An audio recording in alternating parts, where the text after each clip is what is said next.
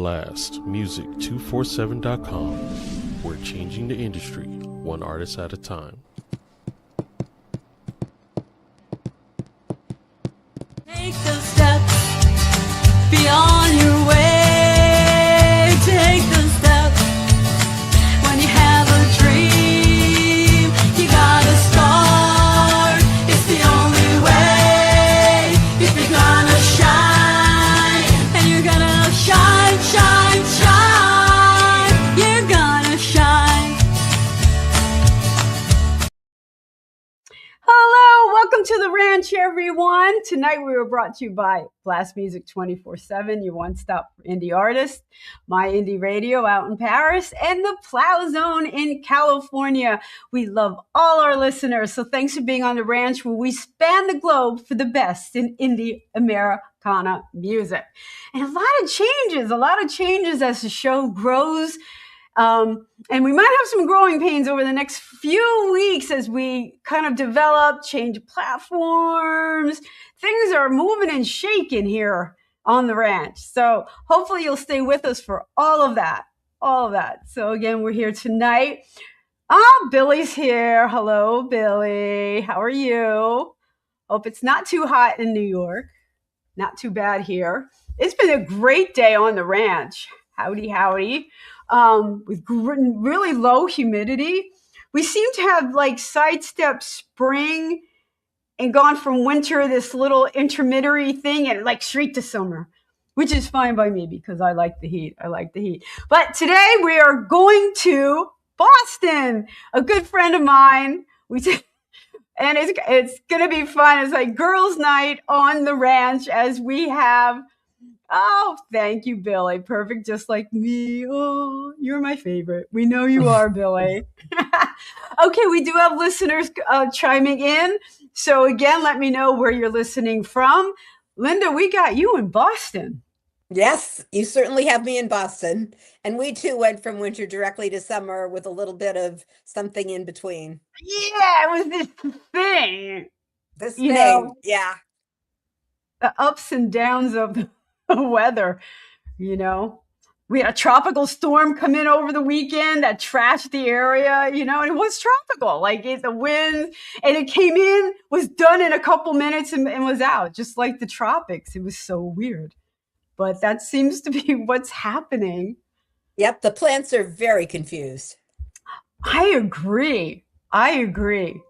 Although I told you last time I was up in Boston with you, which wasn't that long ago, my gardening abilities are so lacking. And I tried this year to plant, and I did the whole seeds in an egg carton. Mm-hmm. I planted them, and the birds just destroyed it. I don't know. Well, when we get to one of my songs, we'll have a whole conversation about it, because there's a whole thing going on here that's been going on for 3 years since the teardown in my backyard. So plants being destroyed, I know that well. Oh yeah. And the attack of the rabbit, was it rabbits? The first year it was an overabundance of cottontail bunnies. The second year it was a jackrabbit, and my neighbor saw a hedgehog, and they were like a gangland slayer to the plants.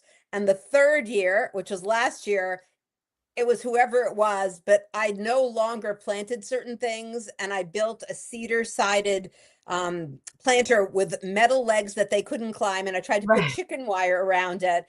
And for a long time it worked. Eventually they got in. This year they're already going at it. It's like, oh my goodness, where there's a will in the way, where there's a will, there's a way. And even the wonderful turkeys, who have a wonderful song that's going to be coming out on my 2027 album, even the turkeys go at my tomato plants. It's like, it seems like there's a free for all. And the song that I wrote that was on my 2025 album, The Garden Buffet, I think it's now the garden buffet for any critter that walks around my neighborhood or flies. Yeah, I mean, out here in the suburbs in the rural Pennsylvania, we kind of get used to that. We start to know, but that was kind of sprung upon you. It was sprung on me. Yeah, I had lived here for like 9 years, and I could grow anything I wanted in my garden. And it's all in pots, so it's a little bit raised. But once there was the teardown behind me and it destroyed the fauna and the flora, everything changed. Yeah. Yeah, you don't realize how much you are disrupting. Things you're not Yeah, really seeing, that you're really aware of, but they had their own little habitats underneath these houses. exactly. Yeah, I mean, I could see the change in the backyard because there was like a 50s Cape house, which was a perfectly normal house, and I didn't realize how big the lot was because of all the stuff that had grown there. And then they were Um, chipping into the bedrock and destroying the foundation of my house from it. So that I knew, but I didn't know until these things called Allianthus trees started taking over the world, and it required me to have a tree company cut two of them down after less than a year. That's how fast they grow, and they sprout little sprouts everywhere constantly. So I have to always be out there like looking for the baby to get rid of it before it grows. That happened. And then the fauna, that's the flora, but the fauna, my goodness. Oh, the other thing is invasive mint took over my garden too. It's oh, like mint. As much as I love a mojito, holy cow, it can take over. it takes over. It started attacking my flowering shrubs and the gladiolas and the irises, it and the lilies. Like it basically was attacking any other species in a word that it was winning. And I just had to have a landscaper pull it up because I couldn't keep up with it. Like I try to get it, and it has the most elaborate underground root system that takes over the world. So between the Allianthus and the invasive mint, forget it. And then the jackrabbit, the hedgehog, the cottontail bunnies, the turkeys, the birds, forget it. Oh my goodness. You got your own ranch right there, I've right in got the my heart own of ranch, and Boston. and I never intended the garden buffet to be open for business. So Yeah, right. Oh my goodness. That's interesting. I mean, I don't have anything nearly like that. I have just planters on the windows. And from the winds and the storms, it's amazing what grows in there. Like there was yes, actually a tree growing inside the planter. And I'm watching it because I couldn't believe it. I'm like, how far can this go? And I'm like, stop, you got to get this out of here before you really takes root. But we got to talk music here. All right, all right, all right. We can go well, we're on all talking night. backstory for songs, so All right, all right. Because we've been together. We played a couple shows yeah, together. We have another one coming up in yep, October. yes. So, but it's going to be fun because we never really sat down and broke down your songwriting process and how this all Hmm. comes about. And you've been kind of experimenting with different styles recently, Well, I think. well, I've always been a multi-genre artist. You know, that what I write versus what I end up producing into albums are two different things. And if I make an album, some of my albums were multi-genre, but it's much harder for them to get positioned in the industry. If I have jazz and country and Americana and something that could be on Broadway and some folk and some pop, like if that's on the same album, it's hard for that to position itself. So, because I write a lot of social impact songs and story songs, the folk Americana pocket is really my pocket. Every now and then, a little bit of jazz or something turns out to be a polka or something. But folk Americana has been the pocket I've been trying to focus on, trying. But yeah, Yeah, I just read an article today about that and why it is so hard for songs to get traction because you put a song out, your algorithms get to learn about you right.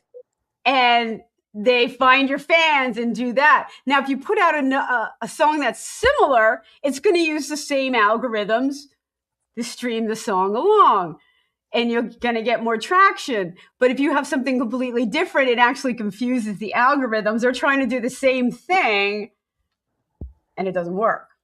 Yeah. Well, I'm So, sure just like my own dyslexia confuses me, my multi-genre tendency might confuse the algorithms, but there is a trend going on where, particularly in the folk Americana world, there's more creative amalgam going on. For example, yesterday I played in a show that I produced at a historic venue in Worcester called the Ship Room. And we did a trio of duos, although one of the duos became a trio with a family. But one of the duos, I brought them up from Houston, and it's a classically trained cellist with a singer-songwriter from Venezuela with slightly rock influences. So they're like chamber rock folk. They have their own little amalgam. But right? there are a lot of people that are starting to call themselves amalgam names. And I think that's cool. I mean, maybe it's going to ask the algorithms to get a little more creative and not just have things so narrowly defined. But I see that in the folk and Americana world, there's much broader definition with the amalgams going on. Right. You know what? Like, I don't want to write thinking of algorithms. I want a song to be what a song wants to be. But, I am considering what's going to be released as a single and what's going to be released on an album. Mm-hmm. And if they don't live together on an album, then that's going to have to be a single, Right. or something else, used Yeah. in a different way, just maybe a video or something like that. Um, it's interesting. It is interesting. Yeah. I mean, I find that folk and Americana are very, very similar. They have their differences, but there's a lot of similarity in them. And even in the Recording Academy for Grammys, I'm grateful that I've been a member for 5 years, a voting member. Both fall under a bigger category called American Roots. Mhm. So even Americana, there's sort of a classic Americana and the Americana that's more of the amalgam. In folk, there's a traditional folk and a folk that's more contemporary folk. Even on the Roots Music Report folk charts, there are these things: alternative folk, contemporary folk. There's the overarching just folk. And I usually chart both on the folk big chart, but then I've both charted on the alternative folk on some albums and contemporary folk for others. I chart on the Americana. It's like, so Yeah. there's sort of a Yeah. parsing, but there's sort of a holism to it as well.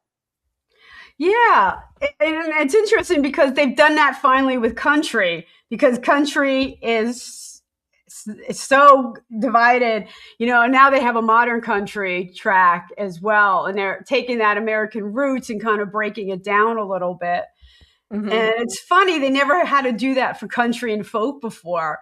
It was always Yeah. rock that was alternative and punk. Right. It had all these Yeah. categories.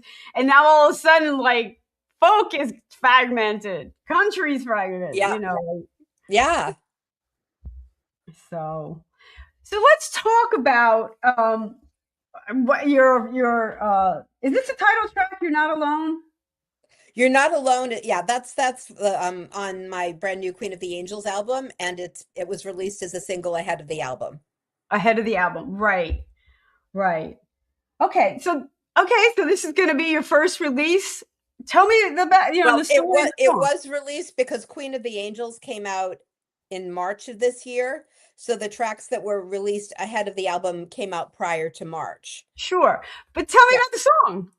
Okay. What's it about? It's a gorgeous, gorgeous song. People love this song. And I wrote it specifically to sing as a duet with my dear friend Dimitris Nesis Oh. from Greece.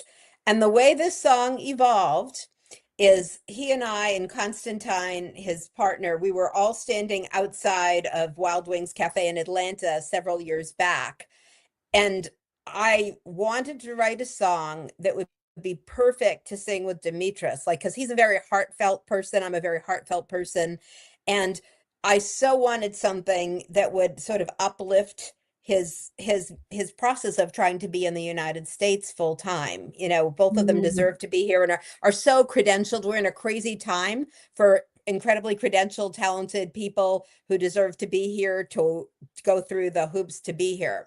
So I wanted to write a song that would like support his process. And so You're Not Alone started to come to me literally as I was traveling back home from Atlanta. And it's a song about the very human yearning for soul deep, lifelong love. That's what it's about. That almost everybody I know has this yearning. Some people, have had it and lost it. Some have never found it, but everyone yearns for it. Even if people have it, they wonder if they'll keep it. So, it begins with we're born alone, we die alone, but there's a lifetime in between, So basically, the song looks at a person's dream and their yearning, and it was like a perfect song for him and I to sing together. And then because I love to arrange, I wrote an amazing set of vocal harmonies for the two of us. I sang many of the harmonies, along the way. And then the orchestration part, Justine Blazer in Nashville is my producer, and she knew Rhonda Vincent, who's really amazing and who's an icon at the Grand Ole Opry. And we just wanted to bring her flavor. And she has this extraordinary fiddler named Adam Haynes, who is just unbelievably talented. So anyhow, we brought them in. Adam's fiddle line opens the song and just crushes it to begin with. And Amanda and Rhonda plays mandolin on it. So the way we orchestrated the song, it's sort of more in the Americana pocket, but for this year's Grammy, it's going to be as American roots song. I've been like shopping it around of which pocket should it be in, even though it fits Americana very well. But it's the whole song. It works from a low register to a high register, and for me, because I have this really graceful, elegant soprano voice, it just really shines. Demetrius has this rich Greek accent with a gorgeous voice, and then when the two of us are together, it just melts people's hearts. So I have to ask you. Yes. I mean, Constantine is from Greece. How did you connect with someone from Greece? Well, what I'm very grateful for is I'm in a lot of different musical communities that are global. The Recording Academy is a global community of artists. The International Singer-Songwriter Association is a global community of artists. And I know Demetrius from both of those communities. So, he and I have spent FaceTime through ISSA because we've both been in Atlanta a bunch of times. So in terms of our more personal relationship, it was through being able to talk while in Atlanta through ISSA. Right.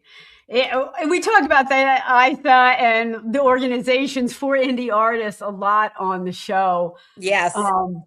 And I love the Grammys. I put in for it for myself. Not always the most indie music friendly place to be, but you can connect with people there. You can. The thing that people don't realize, and again, I'm very grateful, having been part of it for 5 years, there are a ton of indie artists who are members of the Recording Academy. There's a huge community.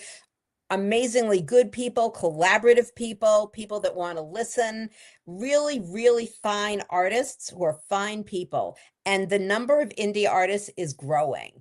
I think there's a very substantive growth of indie artists, certainly in the years I've been there. So, and one thing I love about the Recording Academy is it's like a living organism that's growing. They just did a survey of members to ask about our vision, and the kinds of questions they were asking were really looking at representing artists and trying to shape the future of music in the climate we're in, which is the business climate is very hard on the artist.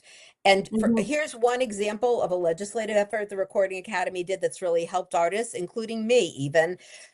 When we work and make albums, unless we made enough money to pay for the album, and I don't know anybody who does that, so we all slave at something else to try to generate the money to do an album.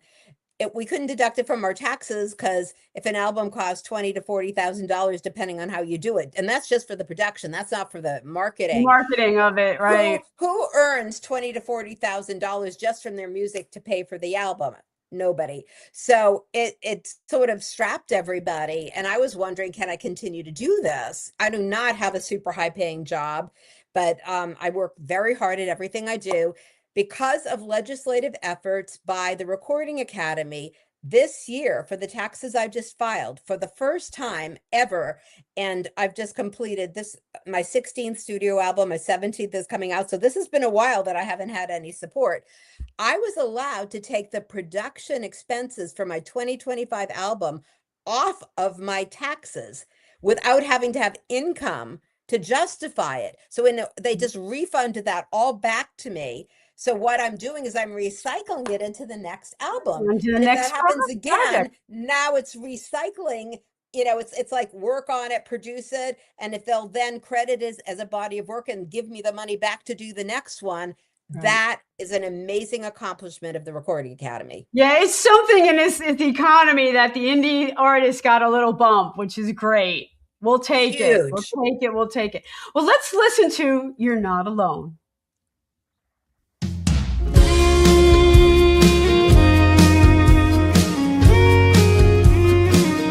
We're born alone, we die alone, but there's a whole life full of time in between.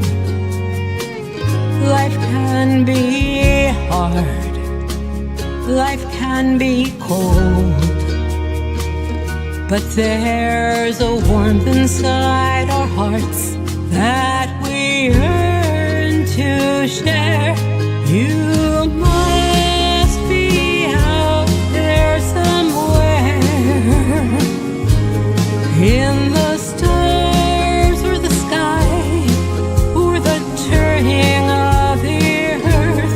I close my eyes in prayer that my heartfelt call will travel through time. We walk alone, we dream alone, but deep down inside we don't want to go to sleep alone. I know you're there, I feel your touch. You run your fingers down my hand, and then you run them through my hair.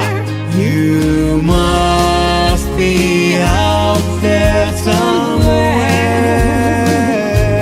in the stars or the sky, or the turning of the earth. I close my eyes in prayer that my heartfelt call will travel through time. I know you're there, you wait for me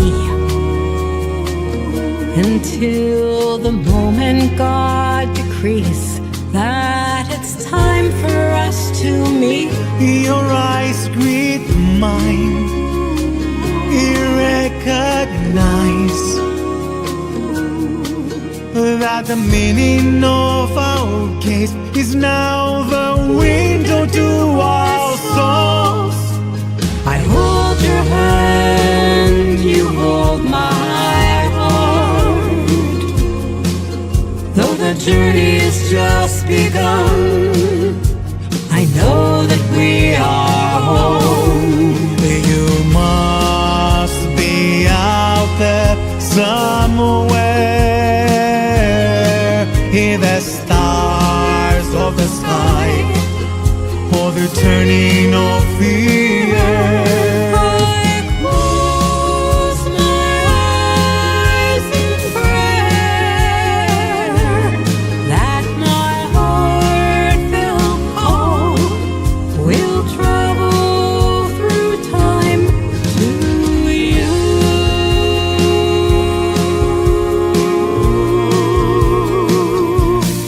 We are not alone. I am not alone. You are not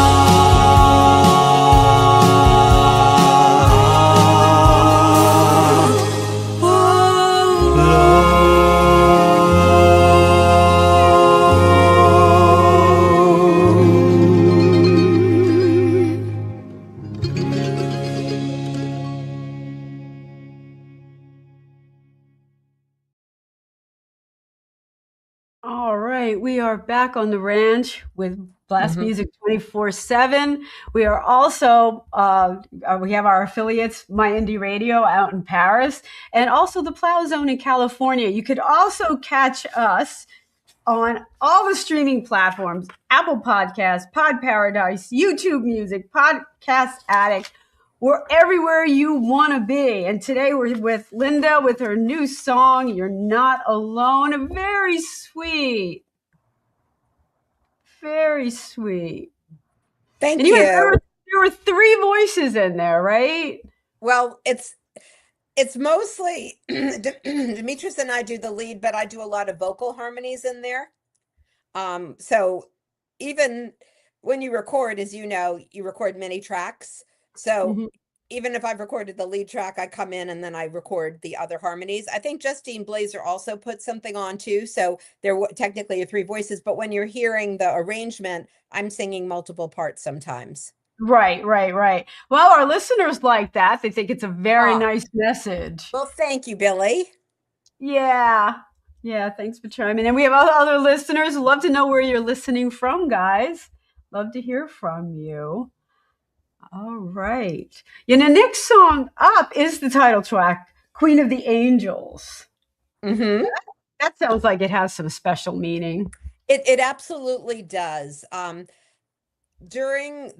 Basically for not this past year's Grammy, but the year before, I had my tickets, my hotel, my everything taken care of, my pet sitter, and then the wildfires happened. And I got early COVID in November of 2019 and Oh, lost my voice entirely for 2 months, which scared me to death. When you're a singer-songwriter and you literally lose your voice, it's like having a piece of your soul ripped out of you. right, And, right, right. I didn't even know why that had happened to me. And I also had all these other weird symptoms like aches in my body, like I'd never had in my life, this incredible fevers. It felt like razors in my throat. Me, high energy person, felt like I was like knocked to the floor. And then I'd feel a little better and knocked to the floor again, high temperatures up and down.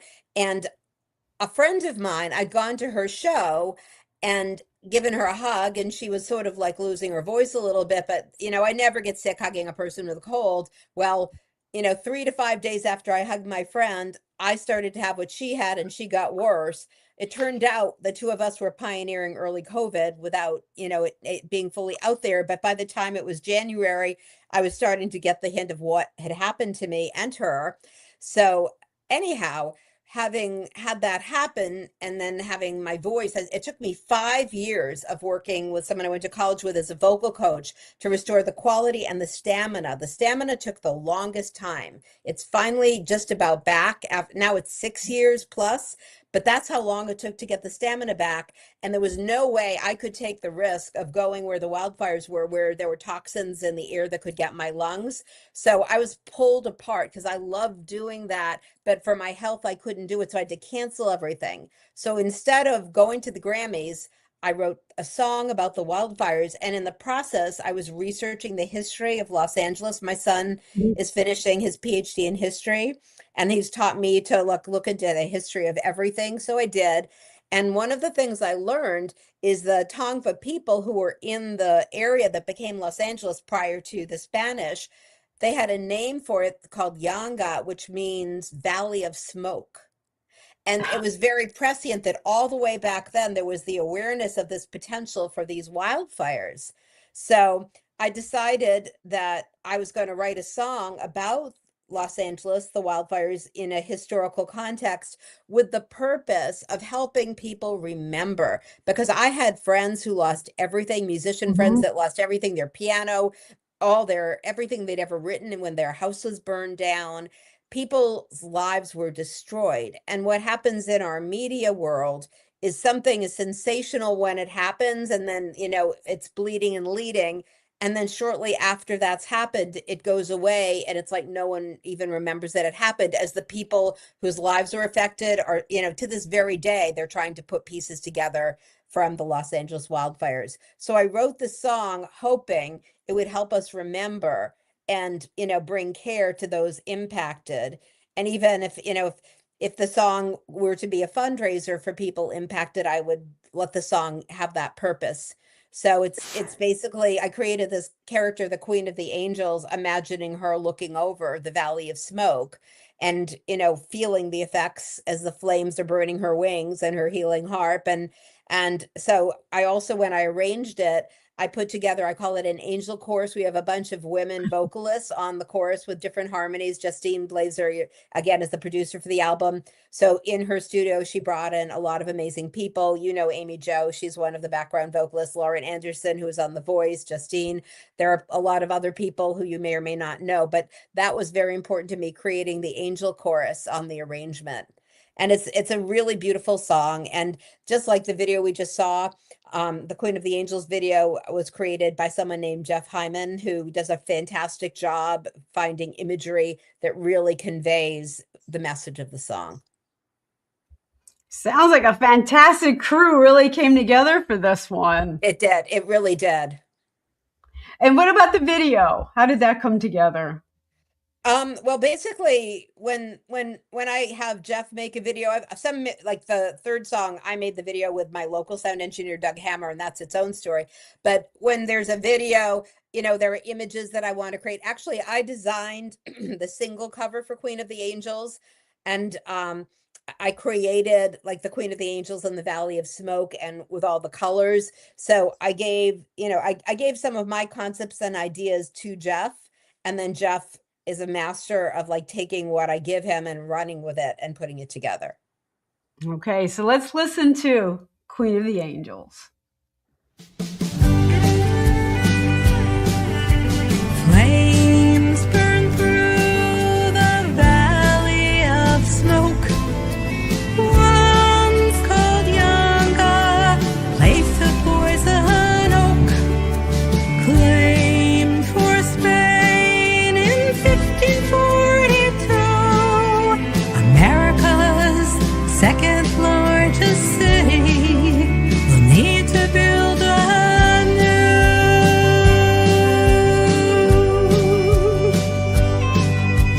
Founded as Los Angeles in 1781, in search of gold and oil, with fortunes to be won, the town name reflected its Catholic founders' ways.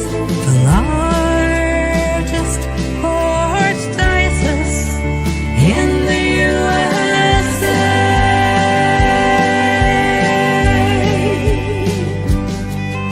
So many people scared and homeless. So many dreams have fallen through. Where's the Queen of the Angels? There's so much work to do.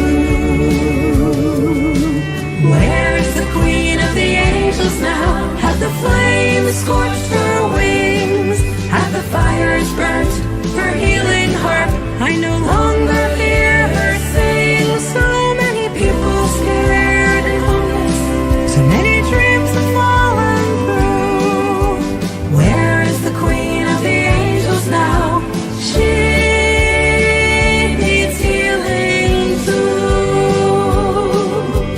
Artists came to flourish and grow creative dreams, working in music, film and TV. Queen of the Angels watched over them with care until the LA wildfires scorched the earth bare.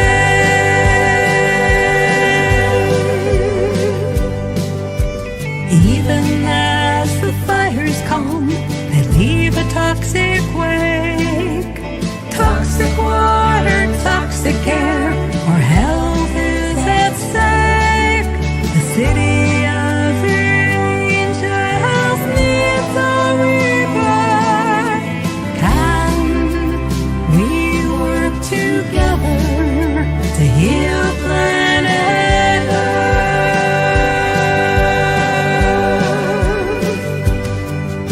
So many people scared and homeless.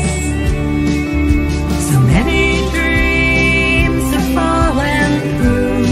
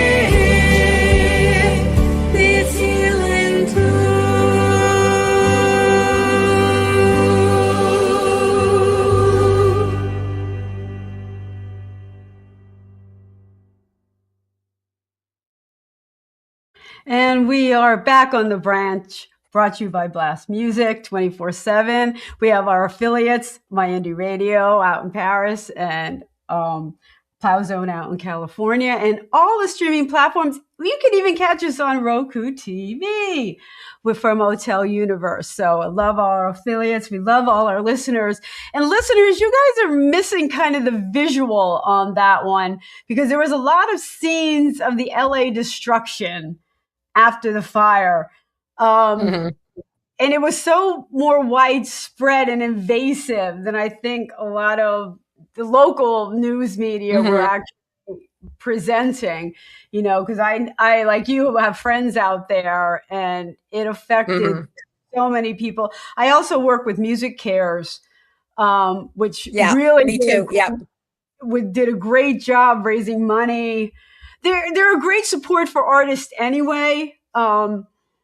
Anything from mental health to hearing to things like that. But they were really rallying around the industry to help get money raised and people who are displaced places to stay. So the visual is very impactful on that one. Yes, it is. It absolutely is. So all right, so that was your title track. And then we're going to be moving to Gardener's Lament.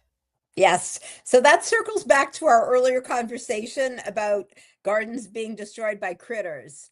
So Right. it's like perhaps there'll be a third song of the series, but the Garden Buffet was on my 2025 album, The Silence of the Stars. And that's when more cottontail bunnies than I imagined could exist on planet Earth were in my backyard eating everything, but they left half of it for me. They didn't like destroy everything. Whereas the next year, when this jackrabbit, he was a very wily jackrabbit, and he dug a little hole in my lawn. He'd like hang out there waiting for the moment that the very tender morsels were starting to form on my broccoli plant, my Brussels sprouts, my cauliflower, my yellow squash, my zucchini, anything cruciferous or squash. That was going to be in his line of vision, like a gangland slaying of my garden. And my neighbor saw a hedgehog join him. So anyhow, when you lose your garden, and that year, the two of them ate everything. Even when I had chicken wire around to try to protect, they climbed over the chicken wire. There was like no way I could protect anything from being decimated. They ate my entire garden. Wait. I'm putting my head around a bunny can climb chicken wire. Well, this jackrabbit did. Okay. I don't know if it was the hedgehog who did it. That's why when you hear the chorus of the song, which is, was it you were the hedgehog? Was it you were the hedgehog? I don't know who did what. All I know is the two of them together were sighted and they destroyed my garden. I got nothing out of it. It made me not want to ever garden again. So anyhow, I couldn't produce vegetables, but I did end up creating a song, which is a true story with a little bit of ornamentation in the video. And this was a fun video to make because Doug Hammer, who's my local sound engineer, he and I did a whole bunch of my albums before I did 3 in Philly. And then the one I just released is in Nashville, and the one that's coming up in 2027 as well with Justine Blazer. But I envisioned them like mafioso, garden mafioso. So we came up with these really funny images. We created really funny images of them as they were getting ready for their big heist. And so it was really fun to make the video, and particularly there's like there's an image at the very end which is incredibly cute that was really fun to create. So people love this, believe it or not, even though it's about the decimation of my garden. It won Children's Song Awards. It's like sometimes I'm amazed at what happens with songs. I just write them, and then in terms of like what pocket do they fit in, well, some of them end up getting Children's Song Awards like this one. So people love it. And the best part of the arrangement, there's a wonderful accordion player in Nashville named Ernie Gonzalez. He's on a couple of my songs for my 2027 album as well. His accordion just totally makes this song. Accordion? Yes. Accordion. You have to hear it. You'll see. All right. I'm going to go with you on this one, on the whole accordion thing. Yep. Okay. So, for the characters, did you use AI for this? We had to use AI. There was no way I could catch a hedgehog or a jackrabbit dressed like gangsters or Right. sitting at a table. You know, in order to make up fun scenes of what they were doing as they were like destroying my garden. Doug is very good at AI. I was like playing along with him. So when we were working together in his studio, we'd spend a lot of time. I had a very clear image of what I wanted to create, and he was good at knowing how to make it create what I wanted. And there's an art to that. It's not quite as easy as I want a hedgehog. No. I mean, you really have to tweak and keep You have to tweak different it. versions. Right. The one thing I'm proud of that I created with AI was that cover image for the Queen of the Angels. That's, I Right. created that, and I had a very specific goal of the colors and the way the fire was. I worked very hard to get exactly what I wanted on that. Right. And it came out great. Thank you. Yeah.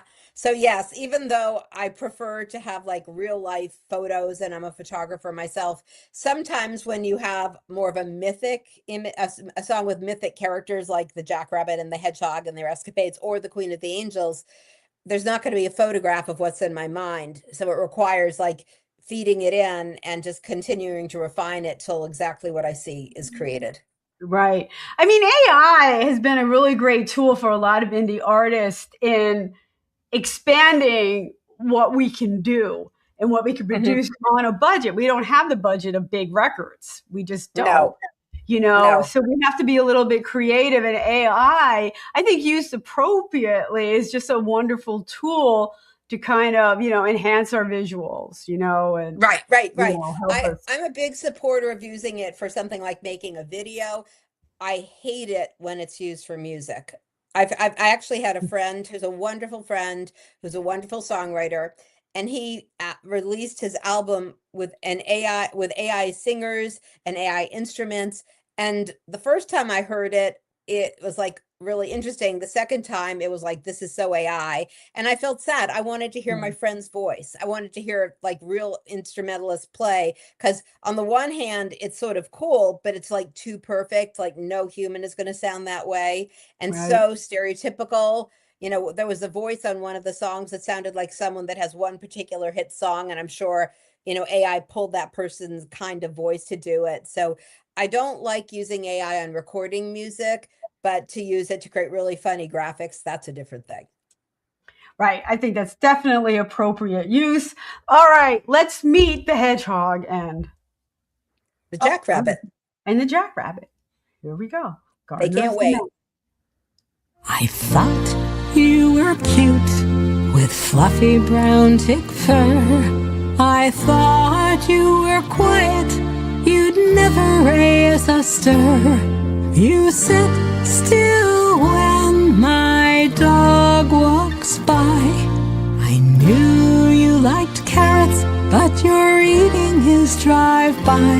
When I read the Chinese zodiac, it told me you were calm, reserved, introspective, never thought you'd do harm.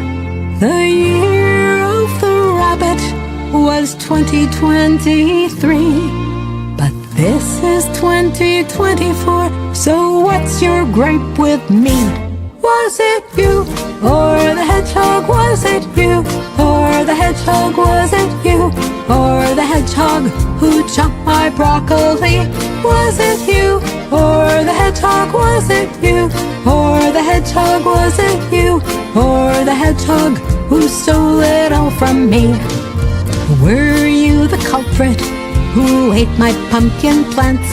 My neighbor said you weren't alone. The hedgehog met her glance.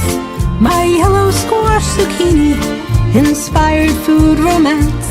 Jumped over chicken wire in a cauliflower trance. Was it you, or the hedgehog? Was it you, or the hedgehog? Was it you, or the hedgehog who chopped my broccoli? Was it you, or the hedgehog? Was it you, or the hedgehog? Was it you, or the hedgehog who stole it all from me?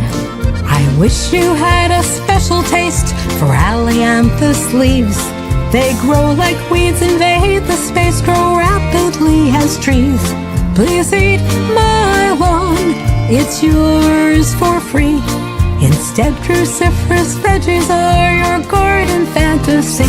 Was it you, or the hedgehog? Was it you, or the hedgehog? Was it you, or the hedgehog who chomped my broccoli? Was it you, or the hedgehog? Was it you, or the hedgehog? Was it you, or the hedgehog who stole it all from me? All God's creatures need to eat. That means you, and that means me. I'm not hard-hearted, it's not I don't care. The story would be different if you just share. I know you and the hedgehog enjoyed your garden crime. You cased the joint and waited till the plants were in their prime. You made the hit, took what you want, and left the stalks behind. Next year find a new neighborhood before I lose my mind. Was it you, or the hedgehog? Was it you, or the hedgehog? Was it you, or the hedgehog who chomped my broccoli? Was it you, or the hedgehog? Was it you, or the hedgehog? Was it you, or the hedgehog who stole it all from me? Was it you, or the hedgehog? Was it you, or the hedgehog? Was it you, or the hedgehog who chomped my broccoli? Was it you, or the hedgehog? Was it you, or the hedgehog? I wish you and the hedgehog just left something for me.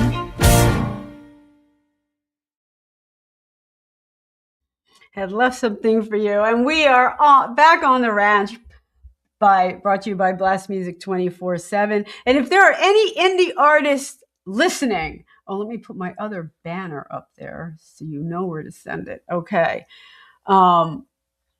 Anyone, any indie artists listening who wants to submit their music to the ranch and be on the show, you could just find my website, randieoneil.com, spell it with an I, Randie with an IE, .com/shows, and you could be on the ranch, just like Linda did. And with her cute little hedgehog that ate her broccoli, to get broccoli into a song is not an easy task. I'll give you that one. It's just the truth, though. You know, it's like I write songs about life. Like all three songs I wrote have a degree of autobiographical component to them. You know, they're real life songs. I didn't just like make an image up. So they ate my broccoli. So it had to be in there. And broccoli is my favorite vegetable. So that was. I was gonna say it has to be your favorite. You don't care about the squash. You're like, you ate the broccoli? Come on, who eats the broccoli? My dog likes broccoli.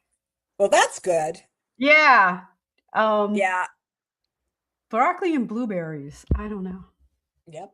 Well, sadly, my corgi Noah died about a year ago. We put a corgi image in because my corgi was around and he would have been happy to do something if he could, but they were impossible to corral. But anyhow, yeah, I have no problem if my dog eats something because I just give him a little something, but to have them eat everything is a different story. Everything. Everything. That's a little selfish, like. Yeah, it's a little selfish. At least when I had the cottontail bunnies invade my garden, they left something behind. Yeah. Yeah. That's funny. And rabbits do multiply, so they will be back. Yeah. Oh, they're a bunch back. But what's interesting is I've never had as many cottontail bunnies as I did the year of the Garden Buffet song. Like the entire lawn was covered with them, and that's a really cute, funny song to listen to too, in terms of the sequence of my garden being destroyed by critters. But yeah, there are definitely jackrabbits around. They make themselves known. But when the cottontails are around, they're huge. Like I think of little cottontails, but they've been so busy eating people's gardens for a while. They're like blowing up.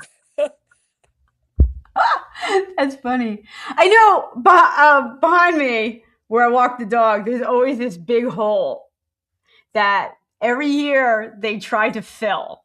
And I just watch it. I'm hysterical. I'm watching them fill this hole.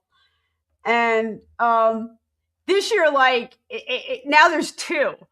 Like it's like they keep filling our hole. We have to have a spare or a whole Right. other apartment complex over here. Like Exactly. this whole, Under the ground. Yep. funny.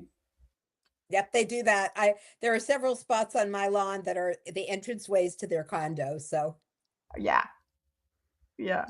So, Linda, you are quite busy playing out in Boston. In fact, you are the ISA rep for the area, and you work harder. You've been awarded for this, for how hard you work for your, people in the area, me included. So, I give you credit for this.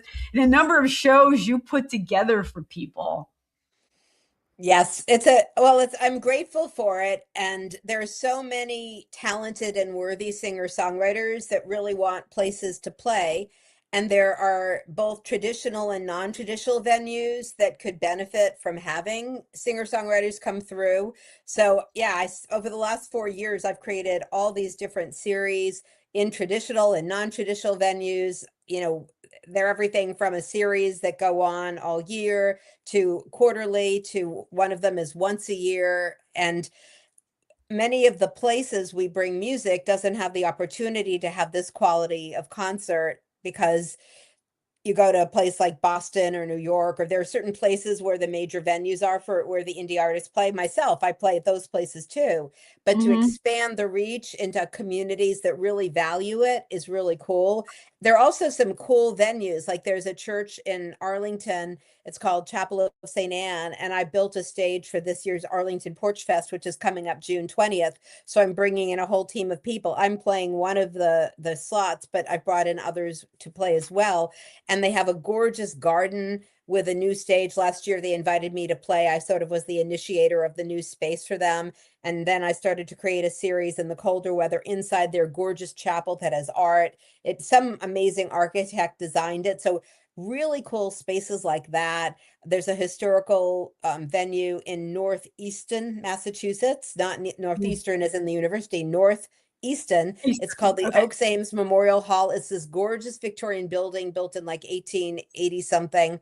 And this Ames family has been in the town of Easton forever. And if you research them, they've had all kinds of historical roles in the United States and its history. It's quite extraordinary, but it's this gorgeous building. And they have two different rooms, and we have their first floor room. And what's even more wonderful is that I have a relationship with the cable TV station, and they video all of our shows for rebroadcast. So if a person can't be there, a person can watch anytime, and it expands the reach beyond the town. So there are all these amazing relationships. Yesterday, we did a show at the Ship Room at Hotel Vernon, Worcester. Burl Ives created that venue a long time ago. It looks like it hasn't been cleaned or renovated in 100 years, but it has really cool memorabilia. Burl Ives' steering wheel from his ship is on the stage. There are little porthole things on the sides of the wall with his memorabilia on the shelves above. It's a really cool place to play. And I brought in an amazing lineup yesterday. I was playing with Tom Maynard, who's one of my colleagues here. We teamed up as a duo, and we're going to do more duo shows. Then Laurie Diamond and Fred Abatelli with their daughter Annalise, who's extraordinary. They have very spiritual, uplifting songs. And then from Houston, I brought in my friends Carlos and Maddie, who are a husband and wife. They play as Mystery Loves Company. They have the coolest instruments. She plays cello, but she has this electric cello that has an amazing color and is like almost the size of a cigar box. And his guitar is that kind of thing too. But what they do with their instruments is just extraordinary.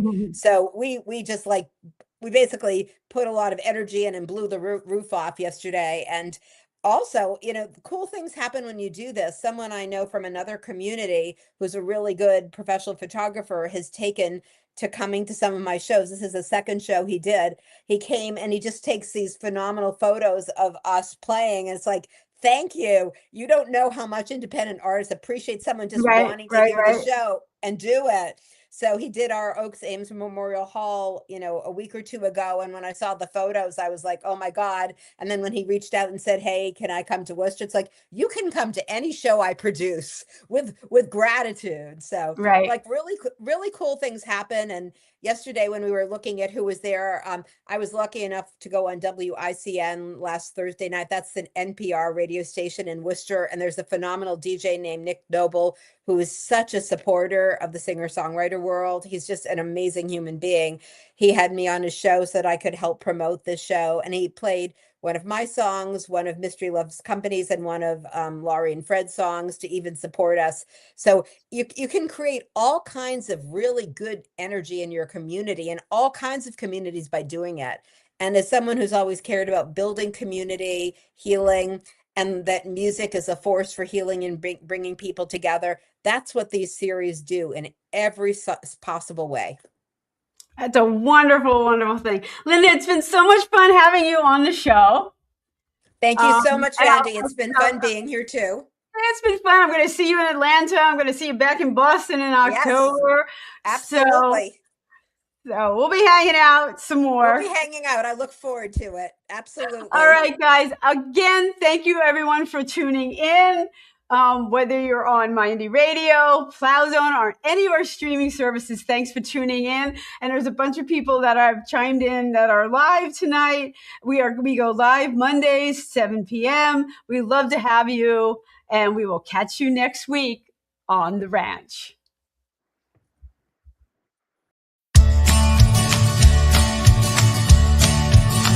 I'm on the road, don't know where it's going.